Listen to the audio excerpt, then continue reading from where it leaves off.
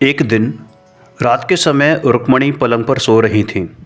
उन्होंने सपने में अपने को हंस विमान पर चढ़कर आकाश में गमन करते देखा। फिर जागने पर बहुत प्रसन्न हुई। प्रातःकाल अपने पति श्री कृष्ण से अपने सपने का फल पूछा तो श्री कृष्ण ने कहा, हे रानी, तुम्हें पुत्र रत्न प्राप्त होगा जो भविष्य में महापुरुष होगा। अपने पति के ये वचन सुनकर रुक्मणी अति हर्षित हुई और उसके बाद 9 महीने पूरे होने पर रुक्मणी के सर्व लक्षणों से युक्त पुत्र का जन्म हुआ। उसी समय एक महाबलवान असुर धूमकेतु वहां से निकला और रुक्मणी के महल के ऊपर आकर रुक गया। उसने अपने कुअवधि ज्ञान से रुक्मणी के पुत्र को अपना शत्रु जाना और क्रोधपूर्वक विमान से नीचे उतरकर उसने गुप्त रूप धारण करके रुक्मणी के प्रसूति गृह में प्रवेश किया। हालांकि रुक्मणी के महल में कड़ी सुरक्षा व्यवस्था थी, कोई भी वहां आसानी से पहुंच नहीं सकता था। तथापि विद्या बल से रुक्मणी को निद्राधीन करके उसने बालक को अपने हाथ में उठा लिया और आकाश में ले गया। आकाश में जाकर उसने विचार किया कि पूर्व भव में मेरी स्त्री का हरण करने वाला ये मेरा शत्रु है, इस कारण इसको हाथ से मसल कर मार दूं या नख से चीर कर, नख माने नाखून से चीर कर आकाश के पक्षियों को खिला दूं, या फिर समुद्र में फेंक दूं और मगरमच्छ इसे खा जाएं। लेकिन फिर से यह विचार करता है कि यह तो अभी हाल का ही जन्मा बालक है, इसे मारने की क्या ज़रूरत है, अरे ये तो बिना मारे स्वयं ही मर जाएगा। तो ऐसा विचार करके वह धूमकेतु असुर आकाश से नीचे उतरा और एक गहन अटवी में एक भारी शिला के नीचे बालक को दबाकर अदृश्य हो गया। उसी समय मेघकूट नामक नगर के अधिपति यानी काल संवर नाम का विद्याधर अपनी कनकमाला नाम की रानी सहित विमान में बैठकर जा रहा था। बालक के पुण्योदय से उसका विमान वहां रुक गया। तब उसने विचार किया कि ये मेरा विमान यहाँ किस कारण रुका है। यह जानने के लिए जैसे ही वो शीघ्र पृथ्वी पर उतरा, उसने बालक की सांसों से शिला को हिलते देखा। तब उसने विद्या के बल से शिला को हटाया। तब उसके नीचे दबे उस बलशाली बालक को देखकर वह अत्यंत प्रसन्न हुआ कि जिसके अंग अखंडित हैं और प्रभाव साक्षात कामदेव के समान है। उस कारण उस दयालु विद्याधर ने बालक को लेकर अपनी रानी कनकमाला को देकर कहा, देख, तेरे अभी तक पुत्र नहीं था ना, और तू चाहती थी कि तेरा कोई पुत्र हो, तो ये ले।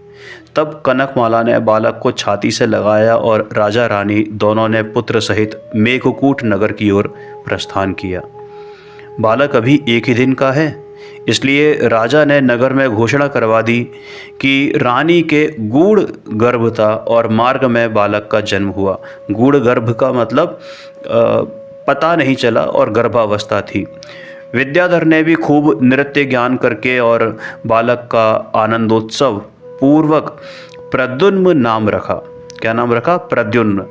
तो प्रद्युम्न कुमार बाल सुलभ क्रीड़ाओं को करता हुआ दूज के चंद्रमा की भांति वृद्धिंगत होने लगा। यानी जैसे दूज का चंद्रमा धीरे धीरे बढ़ता है ना, वैसे बढ़ने लगा।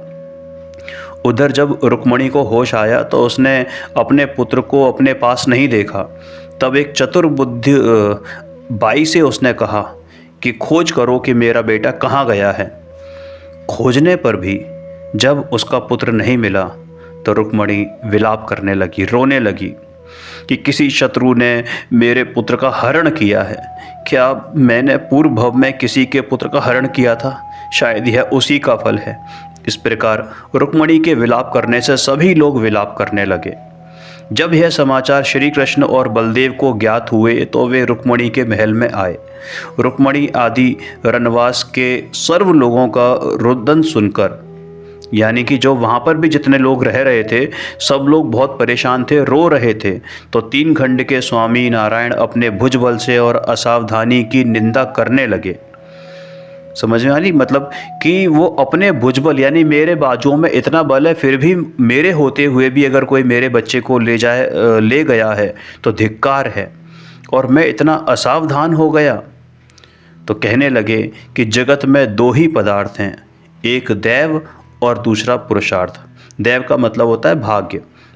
उनमें से तो जगत में तो दैव ही बलवान है, भाग्य कह लो, काल लब्धि कह लो, होनहार कह लो, क्योंकि वह स्वयं उपार्जित किया हुआ है, और पुरुषार्थ तो पर में चलता नहीं है। अतः जो पुरुषार्थ का गर्व करता है उसको धिक्कार है। यदि पुरुषार्थ ही बलवान होता तो नंगी तलवार सहित मेरे और बलदेव के होते हुए मेरे पुत्र को कोई शत्रु कैसे ले जा सकता था।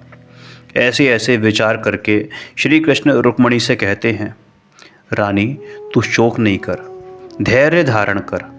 वह पुत्र स्वर्गलोक से आया है, पुण्य का अधिकारी है, अल्प आयु वाला नहीं हो सकता। जिसका मेरे समान पिता और तुम्हारे समान माता का पुत्र हो, वह हीन पुण्य और अल्प आयु वाला हो ही नहीं सकता। यह कोई ऐसा ही भविष्य होगा। ऐसे अनेक जीव अपहृत होकर वापस आते हैं। तेरा पुत्र लोगों के नेत्रों के उत्सव का करता है, उसे मैं कहीं से भी खोज कर ले आऊँगा। इस प्रकार अपनी रानी को धैर्य बांधकर श्री कृष्ण पुत्र की खोज के उपाय पर विचार कर ही रहे थे। उसी समय नारद जी आते हैं और रुक्मिणी के पुत्र के गुम हो जाने के समाचार सुनकर उनके प्रति सांत्वना व्यक्त करते हुए रुक्मिणी से कहते हैं, हे पुत्री शोक मत कर, मैं शीघ्र तेरे पुत्र के सब समाचार लेकर आता हूँ। अभी इसी क्षेत्र में अतिमुक्त नामक मुनि अवधि ज्ञानी थे, सो वे तो केवल ज्ञान प्राप्त कर निर्वाण को प्राप्त हुए हैं, और 3 ज्ञान के धनी भावी तीर्थंकर भगवान नेमिनाथ अभी गृहस्थ दशा में हैं, परंतु वे अपने अवधि ज्ञान का उपयोग नहीं करते। इसलिए मैं विधेय क्षेत्र जाकर भगवान सीमंदर स्वामी से पूछकर शीघ्र तुम्हारे पुत्र के समाचार लाता हूँ। इस प्रकार रुक्मिणी को संतोष उत्पन्न कराकर नारद सीमंदर स्वामी के समव शरण में जाकर भगवान को नमस्कार करके बैठ गए। तब वहाँ के पद्मरथ चक्रवर्ती ने पूछा, हे भगवान, ये पुरुषाकार जीव किस जाति का है? भगवान की ओम ध्वनि में आया कि यह जम्बू द्वीप के भरत क्षेत्र का 9वां नारद है, वासुदेव कृष्ण का मित्र है। चक्रवर्ती ने पुनः पूछा कि हे प्रभु, नारद यहाँ किस लिए आए हैं?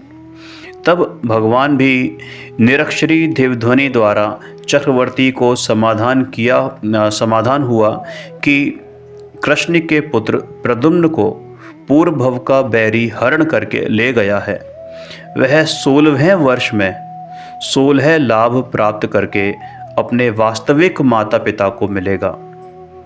रोहिणी, प्रज्ञप्ति आदि महाविद्याओं का धारक होगा। वह देवों द्वारा अपराजित, प्रबल, पराक्रमी, तद्भव मोक्षगामी है। प्रद्युम्न पूर्व भव के पुण्य से कष्ट में जाकर भी सुरक्षित है। सीमंदर भगवान की दिव्य ध्वनि में प्रद्युम्न कुमार का यह वृत्तांत सुनकर नारद अति हर्षित हुए और तुरंत आकाश मार्ग से गमन करके मेघकूट नगर गए।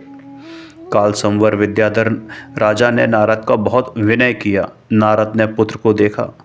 अरे सैकड़ों कुमार जिसकी सेवा करते हैं, ऐसे उस प्रद्युम्न कुमार को देखकर नारद प्रसन्नता से रोमांचित हो गए, लेकिन उन्होंने अपने मन का भेद किसी को नहीं बताया। राजा रानी और कुंवर ने प्रणाम किया।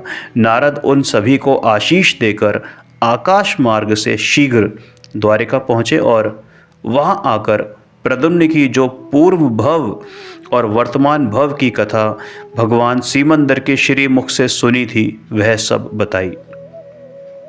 सभी को यह भी बताया कि मैं स्वयं मेघकूट नगर में प्रद्युम्न को देखकर आ रहा हूँ। वहाँ से नारद रुक्मिणी के महल में गए और कहा कि हे पुत्री, तेरा पुत्र मेघकूट नगर में राजा काल संवर के यहाँ अनेक राजकुमारों के साथ क्रीड़ा करते मैंने देखा है। अरे वह तो साक्षात देव कुमार ही है, ऐसा रूपवान अन्य कहीं नहीं है। तेरा पुत्र तुझे 16वें वर्ष में 16 लाभ सहित प्रज्ञप्ति विद्या को लेकर आनंद पूर्वक तुझसे मिलने आएगा, तेरे पास आएगा। जिस दिन वह आएगा उसी दिन तेरे मंदिर के उपवन में सूखी हुई मणि बावड़ी जल से भर जाएगी, जिसमें कमल खिलेंगे और भी अलग अलग तरीके के अनेक चमत्कार होंगे। उन्हें देखकर तुम अपने पुत्र का आगमन समझ लेना। हे पुत्री, तू सीमंदर स्वामी के इन सत्य वचनों को जानकर शोक रहित हो जा, धैर्य रख और शांति रख। इस प्रकार नारद के मुख से पुत्र की कथा सुनकर भगवान की वाणी पर श्रद्धा रख के रुक्मणी नारद से कहती है कि भैया, ऐसा कार्य तुम्हारे से ही बने, अन्य से नहीं बने। मैं पुत्र के शोक में जलती रही थी, मेरा कोई आलंबन नहीं था, कोई मेरा आसरा नहीं था। तुमने तो हस्तावलंबन देकर मुझे स्थिर कर दिया है। श्री भगवान ने जो कहा वह सत्य ही है। मुझे अवश्य पुत्र के दर्शन होंगे। मैं जिनेंद्र के वचन से जीवित हूँ। इस प्रकार उसने नारद को मधुर वचन कहे। तब नारद आशीष देकर विदा हुए। इधर प्रद्युम्न कुमार काल संवर के यहाँ कनकमाला की गोद में जो उसकी पूर्व भव में पत्नी चंद्राभा थी, समझ में आया? यानी जो कनकमाला जो इस समय माता है वो पूर्व भव में पत्नी थी। तो भैया ये रिश्ते आप समझते हैं ना कि कोई पत्नी का, कोई माता का, कोई बहन का, पता नहीं कौन कब क्या था। रिश्ते बदलते देर नहीं लगती। और वो जब बालक बड़ा होता है, अपने पुण्य के प्रभाव से आश्चर्यकारी साहस द्वारा देवों को हराकर 16 दैवीय विद्याएं प्राप्त करता है और 16 वर्ष के सुंदर नव यौवन में प्रवेश करता है, तो ऐसे पूर्व संस्कारवश उसकी माता कनकमाला को अपने इस पुत्र के प्रति, है ना, जिसको उसने 16 वर्ष तक पाला है, अपना दूध पिलाया है, उस पुत्र के प्रति काम वासना जागृत होती है। देखिए कैसे विचार बदलते हैं, कैसे भाव बदलते हैं। इस प्रसंग से कनकमाला के साथ विरोध होने पर पिता काल संवर के साथ प्रद्युम्न का युद्ध होता है। वह पिता को हराता है और उसी समय वहाँ नारद आते हैं और प्रद्युम्न से कहते हैं, हे प्रद्युम्न, तू तो कृष्ण रुक्मणी का पुत्र है। कनकमाला और काल संवर तेरे माता पिता नहीं है। तेरा हरण होने से तू यहाँ बड़ा हुआ है। फिर पूरी कहानी उन्हें बताते हैं। इससे वह माता पिता के पास द्वारिका जाने हेतु तत्पर होता है। वह विद्याधर माता पिता से क्षमा याचना करके द्वारिका जाने की आज्ञा लेता है। फिर विद्या द्वारा अनेक आश्चर्य करके द्वारिका के लोगों को मुग्ध करता हुआ माता रुक्मणी आदि से मिलता है तथा विद्या द्वारा बाल क्रीड़ा आदि करके माता को प्रसन्न करता है। एक दिन वैराग्य का निमित्त पाकर राज्य आदि समस्त बहिरंग और अंतरंग परिग्रह त्याग कर प्रद्युम्न कुमार जैनेश्वरी दीक्षा धारण करके उग्र पुरुषार्थ द्वारा छपक श्रेणी मांडकर केवल ज्ञान लक्ष्मी का वर्ण करते हैं, मुक्ति लक्ष्मी का वर्ण करते हैं और आयु पूर्ण होने पर अनंत अव्याबाध सुख स्वरूप, उस अनंत अव्याबाध सुख स्वरूप मोक्ष को प्राप्त करते हैं।